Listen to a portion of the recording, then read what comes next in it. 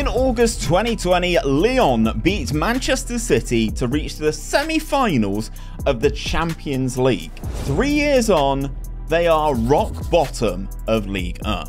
Despite their catastrophic current campaign, the decline has been steady but sure. Successful transfers have been few and far between, and academy graduates have left the club for large fees but have not been replaced, and the club have been heavily criticised by the ultras. They are basically an example of how not to run a top-tier football club. Today that ends as I will take charge of this failing French club and turn things around, with the ultimate goal being to add to the 7 French titles they already have. I used a real-world database for this rebuild, so I currently have 𝗕𝗨𝗬𝗜𝗚 and 𝗪𝗛𝗪𝗑𝗨, but they will not be here for long. Key players for us this season will be Alexandre Lacazette back in his 2nd spell at the club, and we will be needing youngster 𝗕𝗫𝗫𝗘𝗚 to step up and become a key player in this squad. To get the most out of our creative wide players, we will be using GYR's Thanos tactic, which is a 4-3-3 and looks like this in game, and like this with our best 11 to start the season. Competitions wise, we just have the 2 trophies on offer in season number 1, and we'll be looking at the pre-season odds. You can see why Lyon should be performing better than they are in real life.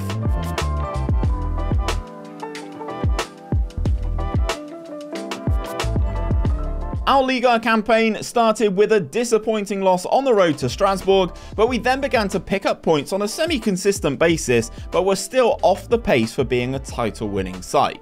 In January, we crashed out of the Coupe de France to a lower league opposition in Saint-Etienne, which prompted me to get active in the transfer market. I felt like the midfield lacked that creative spark, so headed to Croatia to sign 𝗪𝗛𝗡𝗡𝗚 for £12 million from 𝗕𝗨𝗬𝗘𝗡 Zagreb. Following his arrival, we put together a lovely run of winning 5 games on the spin, but were brought back down to reality with 3 successive defeats. We went unbeaten in May to finish the season strong with 59 points, but that meant that we missed out on Champions League football by a single point. Old man Lacazette was our star player in the season, contributing 32 goals in 31 appearances in all competitions, but 𝗕𝗫𝗫𝗘𝗚 wasn't as impressive with just 8 goals and 11 assists. Going into the summer transfer window, we have £26 million to spend on transfers, so we're going to have to get creative with it and find the right faces to improve this team. Moving into season 2, we kicked off the transfer window with the pre-arranged transfer of Keltakar, who joined from Southampton, and he was followed through the door by Daniele Rugani, who joined on a free transfer following his contract expiring at Juventus. We then added Swedish wonderkid Rooney Bargi to the mix as he joined from FC Copenhagen for £9.5 million. In midfield, we added Matthias Braunode from Austria Vienna for £9.25 million and veteran winger Junior Messias from AC Milan for the cut price of £1.9 million. Going into the season, I'll be putting several players into position, but I do have to say I like that wing partnership of Rooney and Cherki. This season, we add the Europa League to our schedule, where we will enter in the league phase alongside Ligue and the Coupe de France. PSG largely dominates that media dream 11 and are heavy odds-on favourites for the title. However, we are predicted to finish in 6th with title odds of 33-1. So still lots of work to do.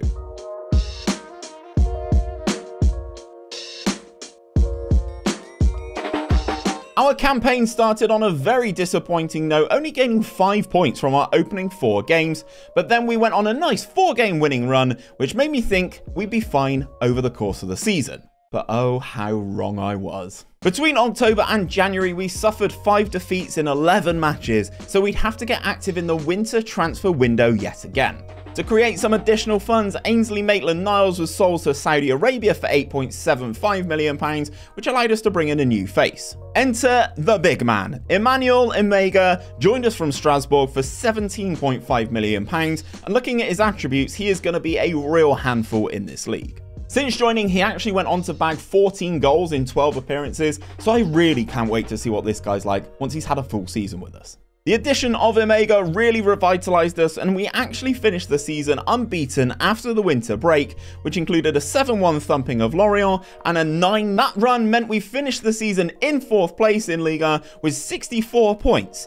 However, due to the league dropping below the Eredivisie in the coefficients, we will be in the Europa League instead of the Champions League next season. We had a marginally better performance in the Coupe de France this season, knocking out both Montpellier and Lille before getting battered on the road to Marseille in the 11th round. And finally, we had our return to continental competition in the face of the Europa League. In the league phase, we were drawn alongside Freiburg, AZ Alkmaar, Galatasaray, Ligue Warsaw, Basel, Chelsea, Antwerp, and HJK from Finland. We were hugely impressive in the league phase, going unbeaten through 8 games, only dropping 2 points on the road in Turkey. This meant that we finished top of the league table and automatically qualified for the round of 16, where we were drawn against Portuguese side Braga. In Portugal, we opened the scoring through 𝗪𝗏𝗡𝗪, but Braga battled back to win the game 2-1 with a brace from 𝗪𝗏𝗡𝗪. However, in the second leg, back at home, we couldn't secure a win, drawing the game 2-2, so losing the tie 4-3 on aggregate. So despite an amazing league phase, we crashed out of the competition. Going into the summer transfer window, we have just over £18 million to spend, and we will need to make some key additions if we want to get this team Champions League ready. Only one player left us for any real money this summer transfer window, as Jefinho departed to now Premier League Blackburn Rovers for an initial £3.3 million. Key incomings for us this season included defender Maxime Estave, who joined us from Montpellier for an initial £11.5 million, goalkeeper Nicolas Heidel, who arrived from Rapid Vienna for £19 million, and 𝗪𝗪𝗡𝗘𝗬𝗓, who joined us from Rosenborg for £2.6 million. Don't you just love installments? We did raid the free transfer market as well to bolster our midfield, as Elif Elmas arrived from Napoli and Tanguy Ndombele returned to the club following his contract ending at Tottenham. And finally, we brought Axel Disasi back to France on a season-long loan from Chelsea. We do have an optional future fee, but it's set at £62 million, so I don't think he'll be staying beyond this season.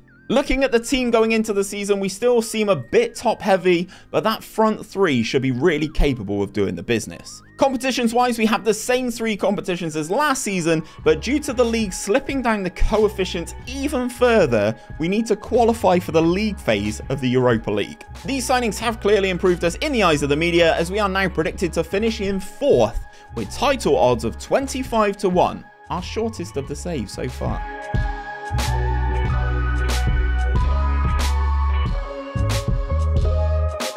We started out our Ligue 1 campaign really well and even picked up a 3-0 win against PSG at home in game week 2. Was this a sign of things to come, I wonder? As the season progressed, we continued to pick up wins and 𝗪𝗏𝗧 continued to hit the back of the net. It looked like we were going to go unbeaten after the winter break for a 2nd successive season, but PSG spoiled the party on the final day, handing us a 5-1 loss. But this wouldn't be the last time that we would face PSG this season. Season 3 was our best season in the league yet, as we won 23 of our 34 games and finished the season on 75 points. 11 more than the season before. Sadly, we are still miles behind PSG, finishing 17 points behind the champions. I wonder if it has something to do with the additional £250 million a year that they are spending on player salaries. In the Coupe de France, we progressed through the early rounds, taking out Lyon, Clermont and Marseille before playing Lyon in the quarter-final.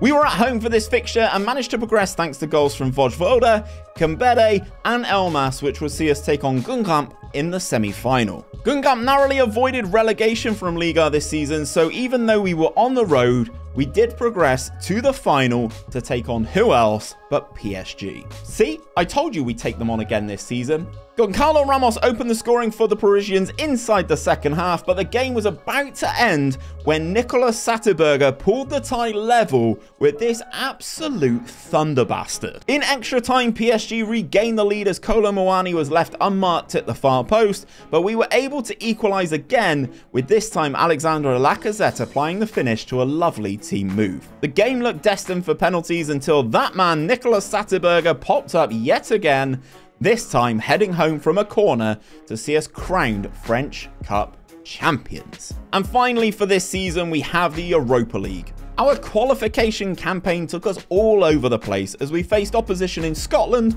Poland, Moldova and Switzerland, but we managed to progress into the league phase where we were drawn alongside Lugano, RB Leipzig, Rapid Vienna, Besiktas, Brighton, Shakhtar, Maccabi Tel Aviv, and Astana. It was another successful league fave for us as we picked up 6 wins, 1 draw and 1 loss to finish on 19 points and finish 4th in the table to automatically qualify for the round of 16 for a second successive season. This time we would take on German opposition in the face of Bayer Leverkusen. We were on the road in the first leg and managed to give ourselves a slender lead in the tie, bagging a goal in each half, winning the game 2-1. Back in Lyon, things were slightly more comfortable as we ran out 2-0 winners on the night, winning the tie 4-1 on aggregate. Next up was a return to Portugal, but this time we would take on Sporting for a spot in the semi-finals. In Portugal, it was business as usual as we ran out 2-0 winners, taking a nice lead back to France, where Sporting put up more of a fight, but that was only after we opened up a 5-0 aggregate lead. Those 2 wins saw us advance to the semi-finals, where we faced the only team to beat us in the competition this season in RB Leipzig. This time, we were at home first, and even though the German side opened the scoring, we were able to battle back through goals from 𝗕𝗏𝗘 and 𝗕𝗏𝗧 to give us a slender lead in the second leg. In Germany, 𝗕𝗏𝗘𝗚𝗓 bagged a brace in the second half, but Maxence Claret pulled one back with 5 minutes of the game remaining to send the tie to extra time. The additional 30 minutes was highly contested, but in the dying seconds, Leipzig had a corner, which was headed home by Frenchman 𝗕𝗨𝗬𝗑 to break our hearts and send us home. This was a remarkable season and hopefully the first of many trophies to come. Going into the summer transfer window, we only have £9.5 million to spend on players to try and close that 17-point gap on PSG. Going into Season 4, I whipped out my Wonderkid Finder filter to find us some absolute gems. First up, we secured left-back Stefano Sturridge from Lecce for £5 million, and he was followed in by Asger Johansson, who joined from Ajax for another £5 million. We also pulled in Oscar Ezrete from Real Madrid's youth team for just shy of £15 million. And finally, we have Turkish defender Onur Karakiran joining us in 5 days. Once he turns 18, he is arriving for just £400,000. This team is pretty top heavy going into this season with all the talent in the final third of the pitch. Defensively, things still worry me a little bit.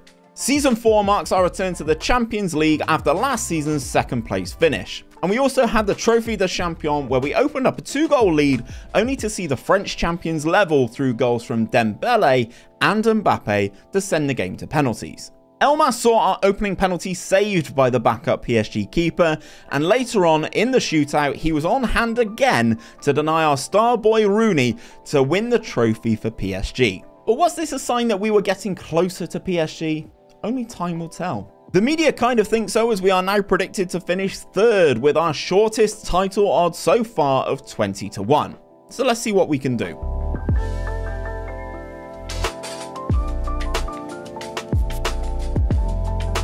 Before the summer transfer window slammed shut, we were able to do a few more deals, which really helped us improve. Tanguy Ndombele was sold by Lyon for the 2nd time in his career, this time to Bologna in Italy for an initial £11 million. This allowed us to bring in defenders Ilya Akopov from CSKA Moscow for a £7.5 million transfer fee and Andrea Pipetti on loan for the season. We also added Warren Zaïre-Emery on loan from PSG for the season, so they clearly don't see us as a threat in Ligue. And speaking of Liga, we started the season well, but had a minor wobble in November, only picking up 2 points from 9 available. But again, it was the run from December that really propelled us up the league, and we only dropped 8 points in 19 games. So you'd think that sort of form would see us win the French title, right? Well, you'd be wrong. PSG managed to secure a 5th successive Ligue 1 title, with us finishing 2nd on 79 points, still 9 points adrift of the title. We closed the gap on PSG in the league, but how did our defence of the Coupe de France go? Well, we opened the campaign with a barnstormer against a 3rd tier side, but did come out on the winning side of things, getting a 6-4 dub. After that, we dispatched Lille in the 10th round and then Montpellier on penalties in the 11th round to set up a quarter-final tie with Ligue 2 side Dunkirk. This went exactly as you would expect against the lower league side, with us running out with a comfortable 4-0 victory, which set up a semi-final tie with Nice. We opened the scoring through Elmas, but Nice leveled just before halftime through Buani, and that is how the game finished, so it would be decided via penalty shootout. Unfortunately, things did not go our way from the spot, so our defence of the Coupe de France ended with that game against Nice. And finally, we had our return to the Champions League, where we'd enter in the league phase, and we were drawn alongside AC Milan, Newcastle, Red Bull Salzburg, Barcelona, Galatasaray, Molde, Dortmund, and Benfica. We picked up some positive results in the league phase and finished on 12 points, which was good enough for us to qualify for the knockout stages. This is where we come up against Bayer Leverkusen, a team who we knocked out of the Europa League last season. In the first leg, we opened up a 2-0 lead with goals at each end of the game to take over to Germany, where we'd extend our aggregate lead early. Leverkusen did manage to pull a goal back, but we advanced with the 3-1 aggregate victory into the round of 16, where we would face Arsenal. I knew we were in trouble after the first leg, as we drew the game 0-0, leaving ourselves with it all to do at the Emirates. That game went exactly as you would expect, with Arsenal progressing thanks to a brace from Martin Odegaard. Despite not winning any silverware this season, I'm chalking this off as a win, but we will have one final chance to see if we can overthrow PSG as the best team in France. However, it seems the Lyon board don't want to match our ambition, as they've only given us a £6 million transfer budget for the summer. Moving into our 5th and final season, we tried to generate additional funds through player sales, but were only able to shift one single player, as Daniele Rugani moved to Saudi Arabia for just £2.6 million. On the incoming side of things, we brought in wide man Ernest Nouma on a free transfer, and young French new-gen Benoit Reyes from Monaco for £11.25 million. Going into the season, the best 11 hasn't really changed over the past 2 seasons, but I've been really disappointed with the growth of Ryan Cherki, who really hasn't hit the heights that I know he's capable of. Going into the season, we have the same 4 competitions as last year, but perhaps we've turned a corner as we've managed to win the Trophy des Champions. The start to this game was frantic, with goals going in left and right until Emmanuel Ōmega scored his second goal of the game to give us a 3-2 lead. Minutes later, PSG were reduced to 10 men as Manuel Ugarte received his marching orders for this challenge on Ōmega. From the resulting free kick, Rooney picked out 𝗕𝗙, who curled in his second of the game to give us a 2-goal advantage. Kylian Mbappe did score his second of the game to make it 4-3, but we were able to hold on to secure our first bit of silverware of the season. So this made me feel a little bit better about our chances of toppling PSG, but the media don't back us, as we're 16-1 to be crowned Ligue champions, but 𝗕𝗙𝗓𝗓 has made it into that media dream 11.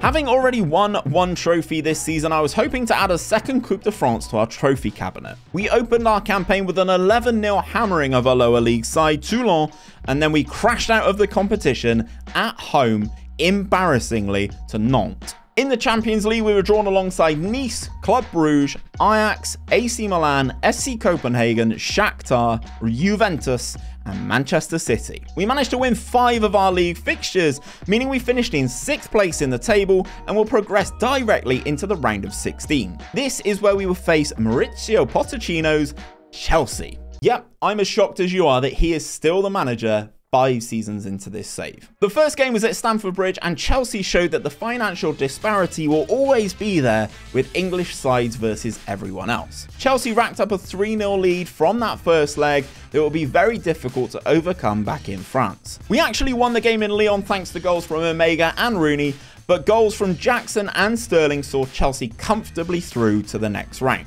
So this left us Ligue. Did we finally overcome PSG? We started this season like a house on fire with 7 wins, but PSG would go blow for blow with us as we were fighting it out at the top of the table. This season was a real coming of age season for 𝗕𝗙𝗓𝗓, as he proved why he is one of the best wonder kids in this year's game. He contributed 18 goals and 22 assists in all competitions, and is now wanted by Chelsea and Newcastle, and he's valued at 75 to 91 million pounds. In Liga, we only suffered 2 defeats and managed to finish the season with a record number of points for a team that didn't win the league. PSG beat us to the title by 6 points, with us gathering 80 points and a plus 69 goal difference. But sadly, this wasn't enough for us to win the title. And if you are still watching this video right now, let me know that you are by commenting Rooney down below. And if you want to pick up this save, you can do so via my Patreon. If you want to watch more FM24 rebuilds by myself,